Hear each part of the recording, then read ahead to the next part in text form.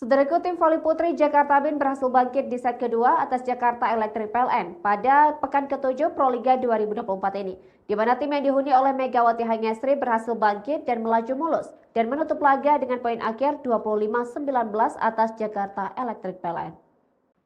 Hasil tersebut memberikan keunggulan bagi Jakarta Bin untuk menyimbangi Jakarta Electric PLN dengan skor set 1-1 pada laga yang dihelat di Gor Pangsuma Pontianak pada hari ini Jumat 21 Juni 2024. Pada set kedua, Jakarta Bin mengusung kebangkitan lewat tekanan yang mereka berikan di awal laga. Megawati Hangestri dan kolega mendapatkan poin beruntun dan unggul dengan nyaman dengan kedudukan 6-3 atas Jakarta Electric PLN.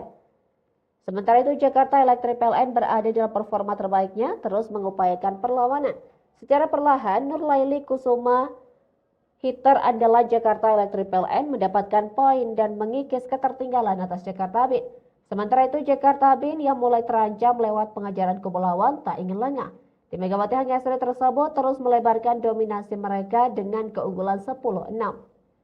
Situasi tersebut memaksa tim besutan Chanam Dokmai mengambil time out di set kedua untuk memperbaiki performa dari Jakarta Electric PLN yang mulai mengendur.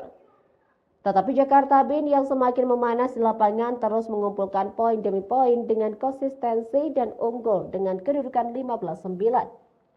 Selanjutnya Megawati Hangestri menambah 1 poin keunggulan untuk Jakarta Bin yang mendominasi jalannya pertandingan.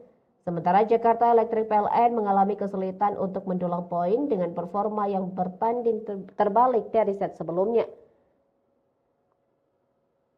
Penurunan kekuatan tersebut dimanfaatkan sangat baik oleh Jakarta Bin yang semakin tak terbanding. Pada penghujung set kedua, Megawati Hangestri dikakak gemilang lewat keunggulan 21-13.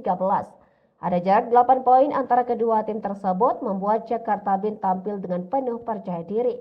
Reaksi yang cukup positif setelah takluk di set pertama menempatkan Jakarta Electric PLN dalam situasi yang tak mudah.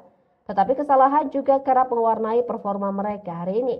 Di sisi lain, dominasi Jakarta Bin terus bertambah dan mencapai set poin.